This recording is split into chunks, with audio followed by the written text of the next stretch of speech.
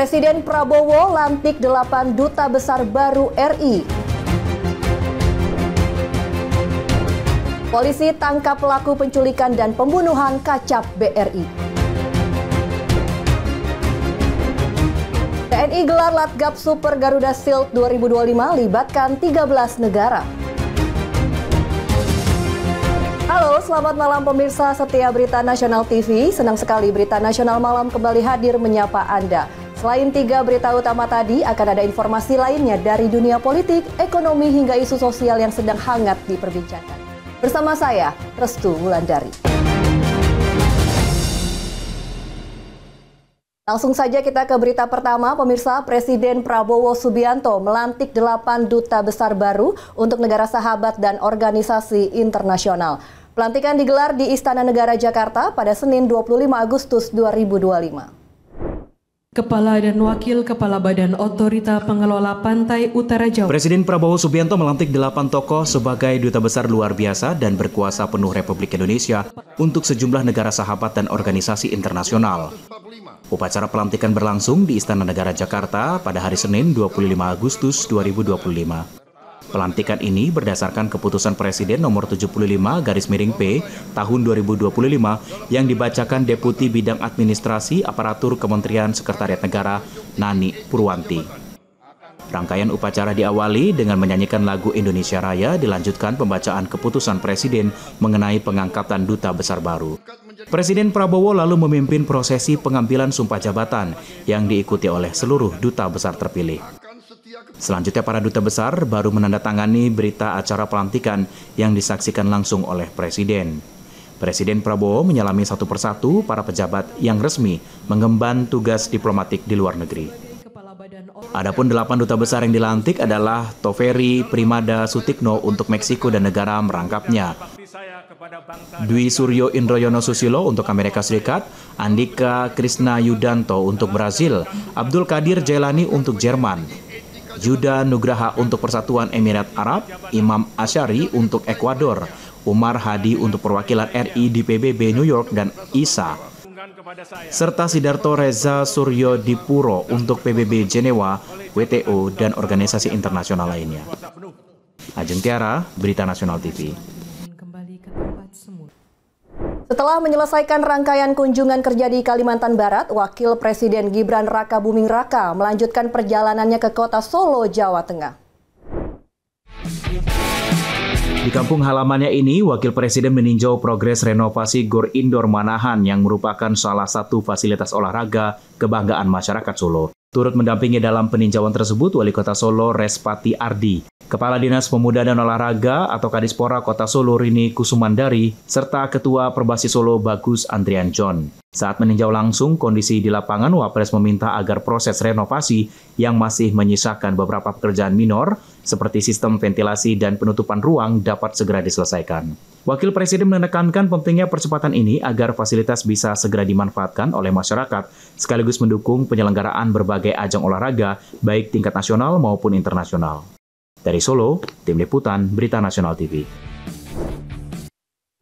Pemirsa, Komisi 8 akan memberikan pandangan mini fraksi dan mengambil keputusan tingkat 1 hasil rapat Panitia Kerja Revisi Undang-Undang Haji sebelum diparipurnakan pada besok. Salah satunya menaikkan status Badan Penyelenggara Ibadah Haji menjadi Kementerian Haji dan Umroh.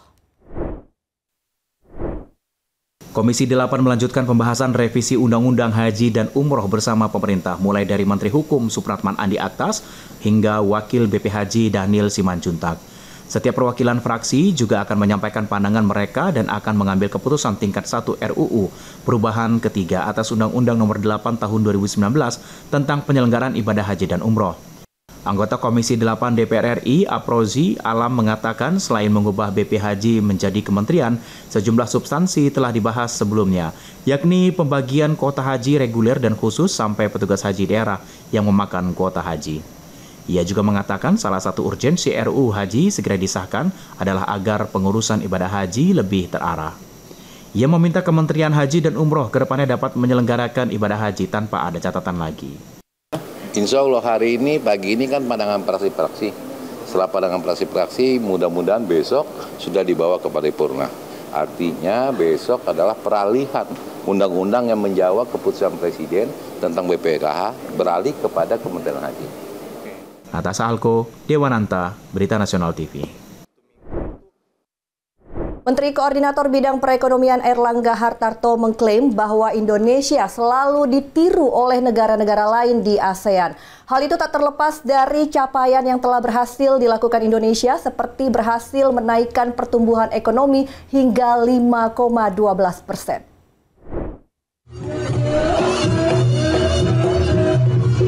Keberhasilan Indonesia dalam membuka pasar baru untuk meningkatkan rantai ekspor tanah air diklaim yang pertama di ASEAN. Menteri Koordinator Bidang Perekonomian Airlangga Hartarto menyebut, kini Indonesia menjadi leader bagi negara-negara lain di ASEAN. Banyak dari apa yang dilakukan Indonesia turut ditiru oleh negara lain. Menurutnya saat ini Indonesia berhasil membuka pasar baru yakni dengan bergabung menjadi anggota BRIC dan merampungkan negosiasi Indonesia-European Union Comprehensive Economic Partnership Agreement dengan Uni Eropa.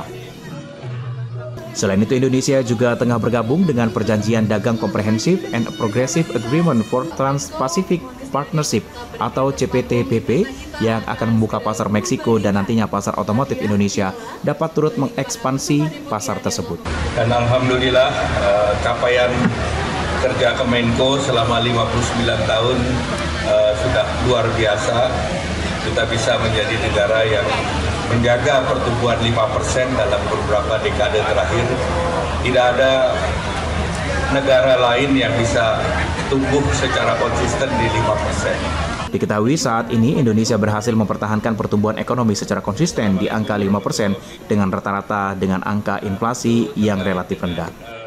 Tim Liputan, Berita Nasional TV. Menteri Hukum Supratman Andi Atgas mengumumkan hasil rapat bersama Komisi 8 DPR RI terkait revisi Undang-Undang Haji di Kompleks Parlemen Senayan, Jakarta pada Senin pagi. Supratman menjelaskan semua fraksi bersama dengan pemerintah sepakat untuk meningkatkan status Badan Penyelenggara Haji dan Umroh menjadi kementerian. Menteri Hukum Supratman Andi Aktas mengatakan bahwa proses pembentukan Kementerian Haji dan Umroh ini sedang berlangsung di Kementerian Sekretariat Negara dan Kementerian Pendayagunaan Aparatur Negara dan Reformasi Birokrasi. Supratman menyebut pihaknya akan segera mendorong Perpres mengenai pembentukan Kementerian Ibadah Haji dan Umroh serta menunggu keputusan tingkat 2 pada rapat paripurna besok. Ia berharap dengan pembentukan Kementerian Haji ini akan mempermudah dan memperlancar penyelenggaraan haji dan umroh di tahun 2026. Satu, semua fraksi bersama dengan pemerintah menyetujui inisiatif dari Komisi 8 terkait revisi Undang-Undang Haji. Hal-hal yang disepakati yang paling mendasar, yang pertama adalah Badan Penyelenggara Ibadah Haji dan Umroh disepakati untuk dinaikkan statusnya menjadi kementerian. Karena ini penting untuk dilakukan dalam rangka persiapan, karena sekarang sudah memasuki tahapan penyelenggaraan ibadah haji untuk tahun depan, di bulan Agustus ini. Karena itu, seluruh tim pemerintah juga sepakat dan akan sesegera mungkin mendorong untuk lahirnya Perpres tentang pembentukan Kementerian Ibadah Haji dan Umroh. Saat ini prosesnya ada di Kementerian Sekretariat Negara dan juga Kemenpan RB, ya, Kementerian Hukum hanya tugasnya mengharmonisasi. Intinya mudah-mudahan dengan pembentukan kementerian ini itu akan lebih mempermudah, memperlancar penyelenggaraan ibadah haji dan umroh.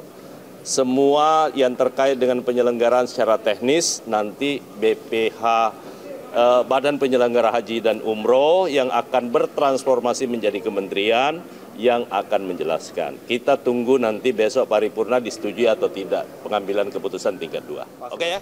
Atas Alko, Ade Chandra, Dewananta, Berita Nasional TV. Pemirsa, informasi berita lainnya akan kami sajikan usai jeda berikut ini. Tetaplah bersama kami di Berita Nasional Malam.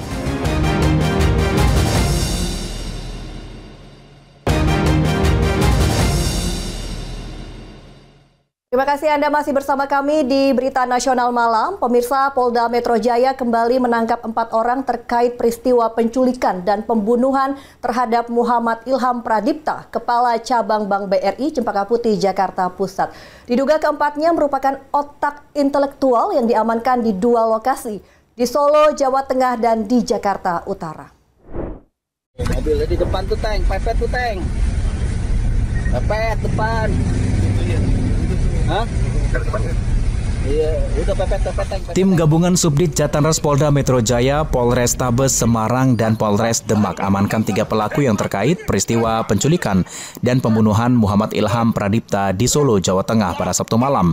Mereka berinisial DH, YJ, dan AA. Dari penangkapan ketiga pelaku, tim kemudian meringkus seorang pelaku lagi di wilayah Pantai Indah Kapuk, Jakarta Utara pada Minggu sore.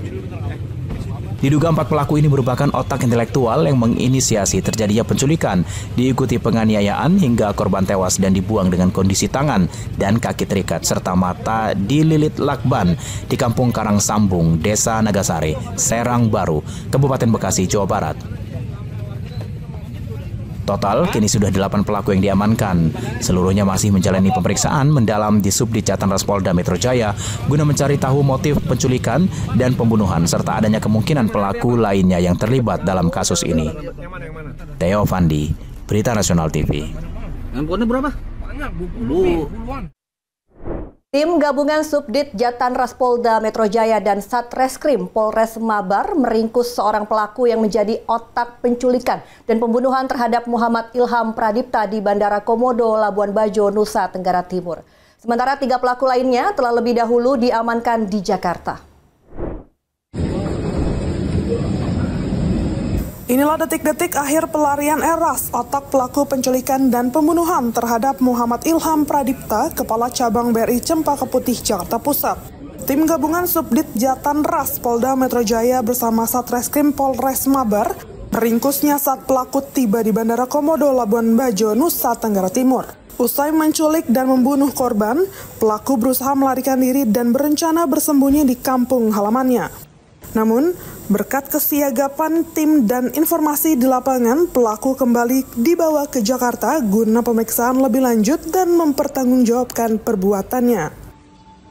Sebelumnya, Eras dan 3 rekannya AT, RS, dan RAH menculik korban Muhammad Ilham Pradipta di halaman sebuah pasar swalayan di Pasar Rebo, Jakarta Timur. Aksi penculikan itu pun terekam jelas di kamera pengawas atau CCTV milik pasar swalayan tersebut.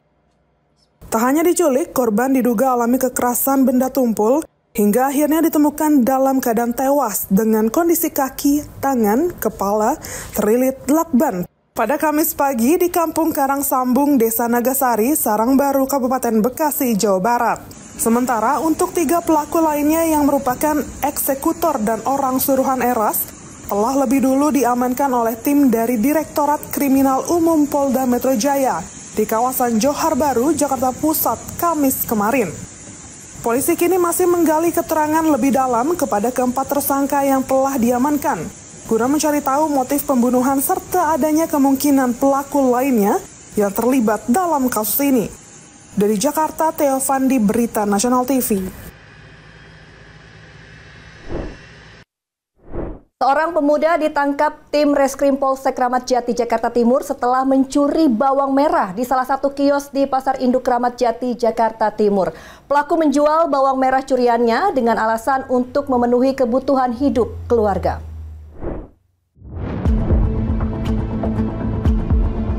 Tim Reskrim Polsek Kramat Jati, Jakarta Timur menangkap pemuda berinisial I setelah terbukti mencuri 4 karung bawang merah di Pasar Induk Kramat Jati, Jakarta Timur.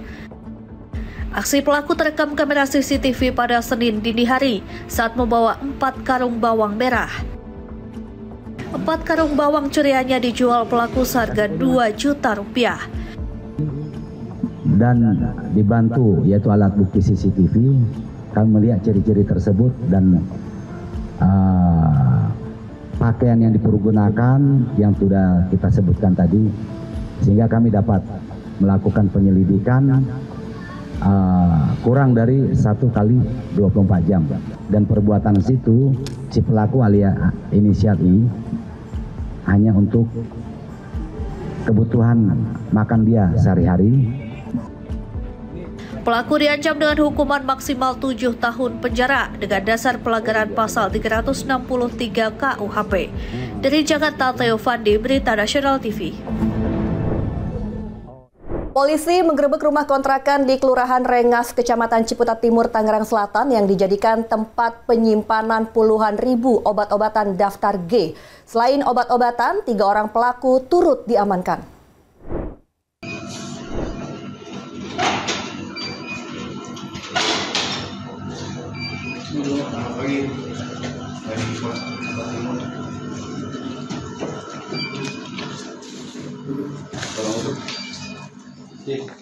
Beginilah detik-detik penggerebekan kontrakan yang dijadikan tempat persembunyian para pelaku, sekaligus penyimpanan obat terlarang pada hari Senin tanggal 18 Agustus 2025. Kami juga dibekali dengan surat perintah tugas penyelidikan. Rano Karno, Sultan Putra Pratama, dan Faisal Yulianto tidak berkutik saat unit Reskrim Polsek Ciputat Timur secara tiba-tiba datang dan membengkuk mereka. Penangkapan kawanan pengedar ini berawal dari laporan masyarakat yang curiga dengan maraknya peredaran obat terlarang di kawasan tersebut. Petugas kemudian berhasil memancing pelaku dengan berpura-pura menjadi pembeli dan berhasil menangkap Rano Karno. Ini barang punya siapa? Punya siapa? Nah? Dari mana belinya? Dari keterangan Rano, kemudian menuntun polisi kedua orang pelaku lainnya yang tengah bersembunyi di rumah kontrakan. Kamis sore, polisi menjelaskan modus para pelaku mengedarkan obat-obatan melalui sosial media dan COD. Para pelaku diketahui sudah menjalankan bisnis haram ini selama 2 tahun dengan sasaran pelajar dan masyarakat umum. Polisi juga menduga peredaran obat terlarang ini berkaitan dengan maraknya tawuran yang terjadi. Hal ini diketahui dari keterangan pelaku tawuran yang tertangkap dan mengaku mengkonsumsi obat-obatan terdaftar sebelum bereaksi. Undercover buy melalui media sosial, kami melakukan undercover buy untuk memancing pelaku. Alhamdulillah dapat, dan prosesnya pembeliannya melalui COD, cash on delivery. Kini, ketiga pelaku sudah mendekam di ruang tahanan Mapolsek Ciputat Timur dan terus menjalani pemeriksaan secara intensif. Polisi pun masih mengembangkan kasus ini guna mengejar bandar besar yang memasok obat terlarang kepada 3 orang pelaku. Dari Tangerang Selatan, Mujib Latumairisa, Berita Nasional TV. Seorang pemuda tewas dengan luka tikaman senjata tajam usai dianiaya sekelompok remaja di Batu Bara, Sumatera Utara. 1 orang diduga pelaku berhasil diamankan polisi, sementara pelaku lain masih buron. Kurang dari 24 jam, Satuan Reserse Kriminal Polres Batu Bara berhasil meringkus pelaku penganiayaan hingga korban tewas dengan sejumlah luka sayatan senjata tajam.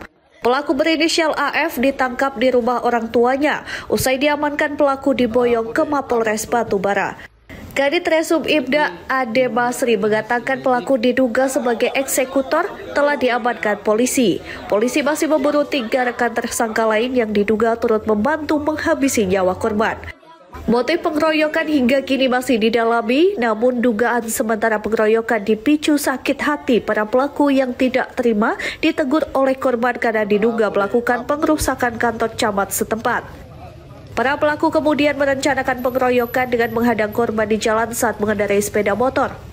Pihak keluarga berharap agar para pelaku lain segera ditangkap dan dijatuhi hukuman yang setimpal dengan perbuatannya. Dari Sumatera Utara, Perwira Erlangga, Berita Nasional TV. Informasi berita lainnya akan kami sajikan usai jeda berikut ini. Tetaplah bersama kami di Berita Nasional Malam.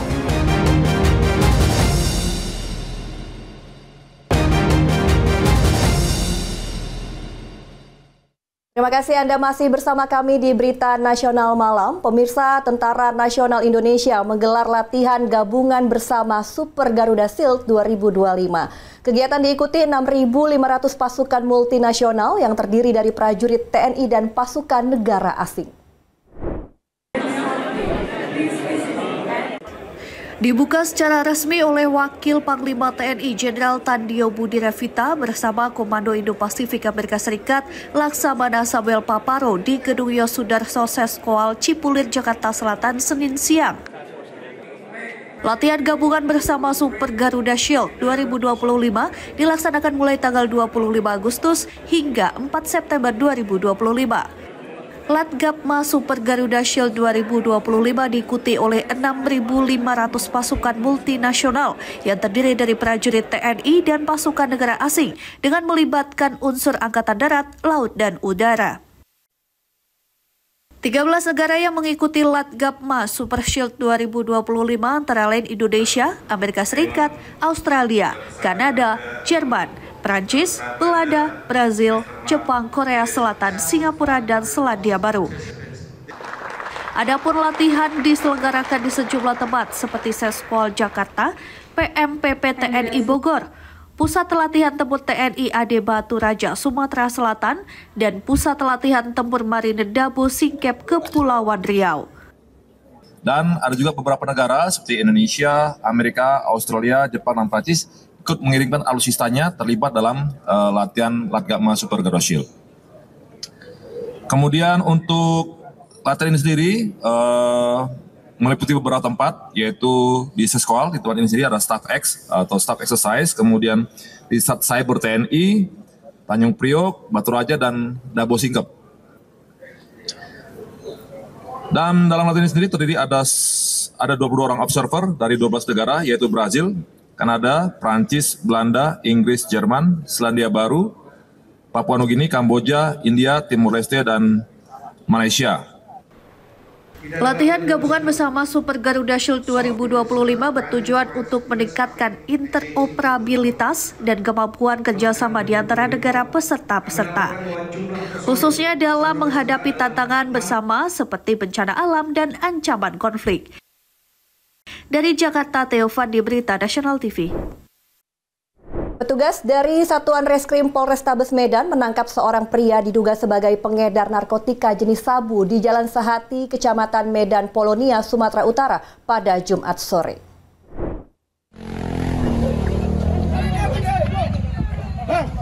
Mengetahui kedatangan petugas, tersangka sempat berusaha melarikan diri, namun upayanya gagal dan akhirnya berhasil kembali ditangkap. Dari tangan pria tersebut, petugas berhasil menyita barang bukti sejumlah paket sabu-sabu, korek api, dan alat hisapnya. Selain pengedar narkoba, petugas juga mengamankan pemilik kamar kos dan seorang wanita yang berperan menyewakan peralatan menghisap sabu-sabu. Kasat Narkoba Polrestabes Medan AKBP Tommy Arwan yang ikut dalam penangkapan tersebut mengatakan penangkapan tersangka diduga sebagai pengedar sabu merupakan informasi masyarakat yang resah dengan aktivitas peredaran narkoba di pemukiman padat penduduk tersebut. Dalam menjalankan bisnis haramnya, tersangka menyewa kamar kos di salah satu rumah warga. Selain menjual narkoba, tersangka juga menyediakan tempat mengkonsumsi narkoba bagi para pemakainya. Di lokasi yang sama, petugas menemukan barak-barak judi tembak ikan yang kemudian dimusnahkan. Mengamankan 3 orang. Adapun peran pelaku yang kita amankan pada kesempatan gerebek sarang narkoba ini, satu merupakan penjual narkoba, yang kedua pemilik kos-kosan yang dijadikan tempat untuk melakukan penjualan narkoba, dan juga satu perempuan yang berperan untuk menyewakan alat bong. Polisi masih memburu pemasok narkoba kepada tersangka yang identitasnya sudah diketahui. Dari Medan, Sumatera Utara, Resi Erlangga, Berita Nasional TV. Demikian Berita Nasional telah menemani Anda, saya Restu Landari beserta kru yang bertugas pamit undur diri. Selamat malam dan selamat beraktivitas.